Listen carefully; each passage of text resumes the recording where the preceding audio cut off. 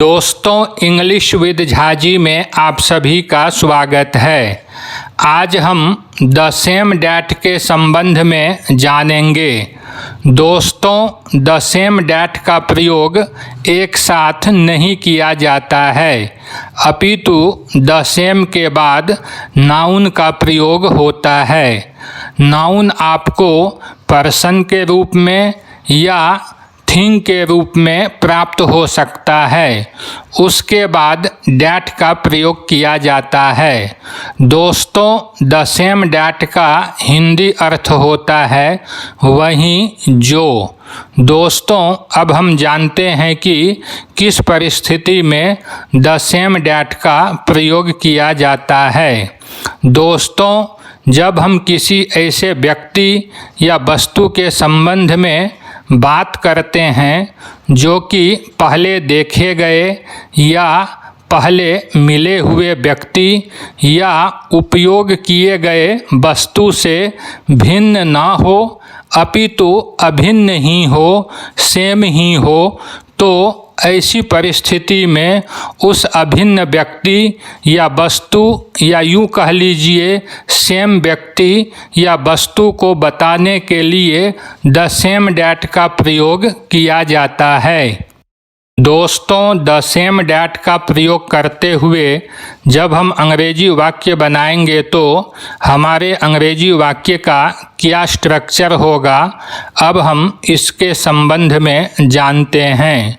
दोस्तों, अंग्रेजी वाक्य बनाने के लिए सबसे पहले सब्जेक्ट का प्रयोग किया जाएगा, उसके बाद हेल्पिंग वर्ब का प्रयोग होगा, उसके बाद द सेम का प्रयोग होगा। दोस्तों, द सेम के बाद नाउन का प्रयोग किया जाएगा। वाक्य में आपको नाउन पर्सन यानी कि व्यक्ति के रूप में प्राप्त होगा या फिर थिंग यानी कि वस्तु के रूप में प्राप्त होगा। उसके बाद डैट का प्रयोग किया जाएगा तथा सबसे अंत में सेंटेंस लिखा जाएगा।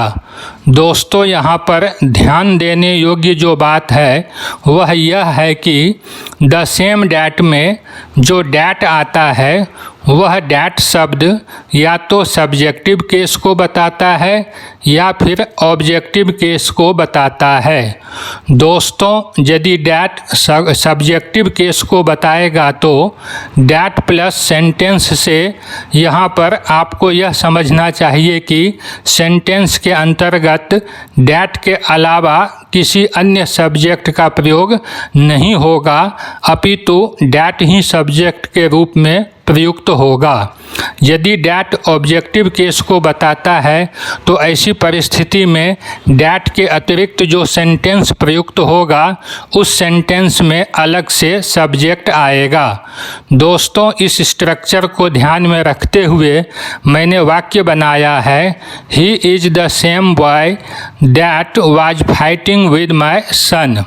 दोस्तों, इस वाक्य में ही यह सब्जेक्ट के रूप में प्रयुक्त हुआ है, उसके बाद हेल्पिंग वर्ब इज का प्रयोग किया गया है, उसके बाद द सेम का प्रयोग करते हुए मैंने यहाँ पर नाउन के रूप में बॉय का प्रयोग किया है, उसके बाद डैट का प्रयोग किया गया है। दोस्तों, डैट यहाँ पर सब्जेक्टिव केस के रूप में प्रयुक्त हुआ है, इसलिए आगे के सेंटेंस में हम अन्य सब्जेक्ट का प्रयोग नहीं किए हैं। डैट को लेकर के ही यहाँ पर हमें सेंटेंस समझना होगा। हमारा सेंटेंस है that was fighting with my son.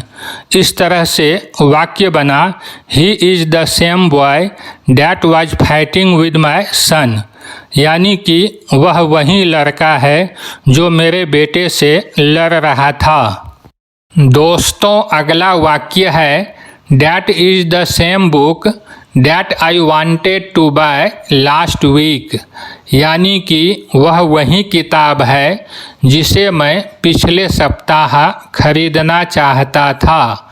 दोस्तों, आप इस हिंदी के स्थान पर यह भी बोल सकते हैं, यह वही किताब है जिसे मैं पिछले सप्ताह खरीदना चाहता था।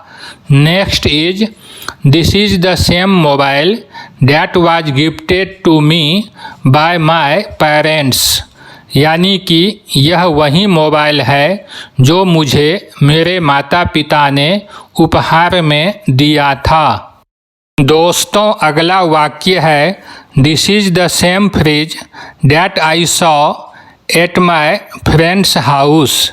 यानी कि यह वही फ्रिज है जो मैंने अपने दोस्त के घर पर देखा था। Next is this is the same dress that I have bought from Delhi.